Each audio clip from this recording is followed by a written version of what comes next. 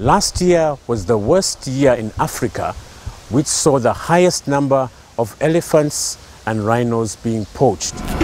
This is a full-scale assault on the wildlife resources of Africa. It's time for a redoubled effort to control that problem. They come in with rifles or AKs to chop off the horn and run out with it.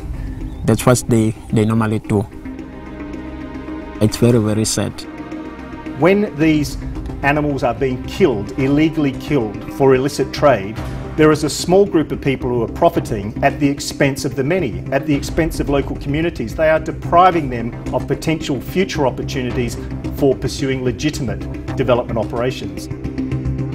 One of the disturbing trends that has been apparent is the increasing involvement of organised crime, of rebel militia groups, and on occasions even rogue elements of the military.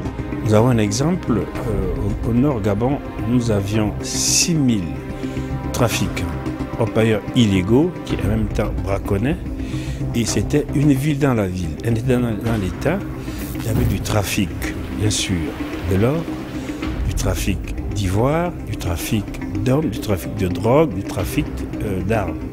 Donc, l'ANP ne pouvait rien, l'agence de l'éparation ne pouvait rien. Il a donc fallu que l'État intervienne pour mettre l'armée, pour faire revenir la loi dans cette zone de non-droit. These poaching enterprises undermine the very security and economies of the countries in which they're operating.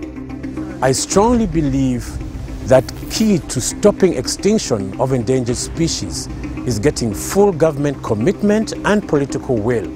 There is no way we will win this fight if we're relying exclusively upon wildlife agencies or environment agencies.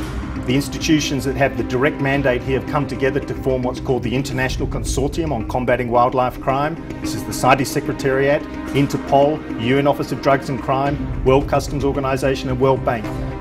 It's out of a shared recognition that the development and sustainability have to come together, and that we have to find a way to work together to conserve the resources of Africa to support its future development. They're recognising the seriousness of this issue, they're recognising the implications for local people, for economies, for security, and they're starting to invest. That's very, very positive. We're looking for finance ministers, for heads of state to step up and say, we're serious about bringing this problem under control, and we're going to invest in the resources it takes for law enforcement, for prosecution, for customs control, to actually end wildlife poaching in this region.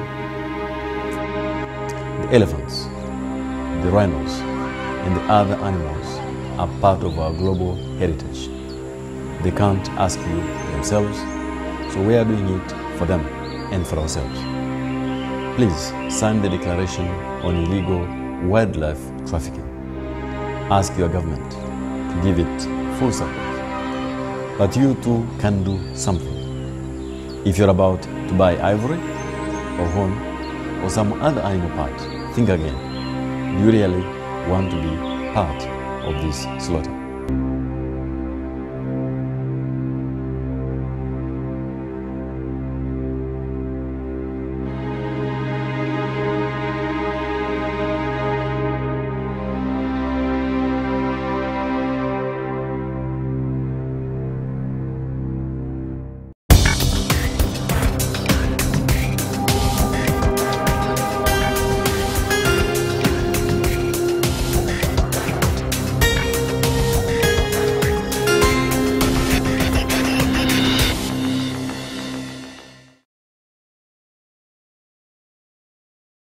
Thank you for joining us on Gabon News Television, Sahara Media, and Radio Méditerranée Internationale. We're honored to have in our studios today our guest, Mr. Jim Leap, President of the World Wildlife Fund. So today we will go back on the conference that we had, that we saw previously on during the convention today. So first, could you please briefly introduce your institution to our viewers, please? Sure, thank you. It's good to be here. WWF is one of the world's largest conservation organizations. We've been around since 1961. We work in about 100 countries, working with local partners to save wildlife and endangered places. So the theme of this annual meetings is Africa's structural transformation. What role does the WWF intend to play in Africa's structural transformation? Well, one of the interesting things about this meeting is that President Kaberuka, President of the African Development Bank, has made it clear over the last couple of years that he sees the poaching crisis that's sweeping across Africa as a fundamental threat to the security and future economic prosperity of the continent. And so he sees it as an issue that ought to be at the center of these kinds of development discussions. And that's what brings us here, is the chance to meet with finance ministers and others, focus on how do we bring sustainability into the heart of the development equation in Africa, and in that context, how can we help come to grips with the challenge of poaching?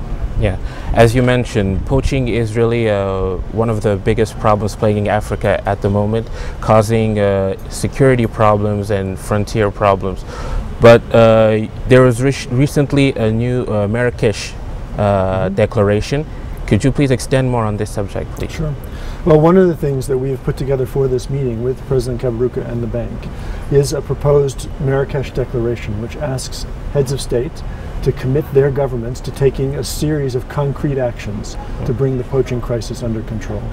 And that's about beefing up enforcement capacity on the grounds, those who can make the arrests of poachers who are killing wildlife, but also all the way through up through the chain, making sure that the judicial system is stronger, that penalties are stiffer, that customs organizations have the equipment they need, the capacity they need to control the trade.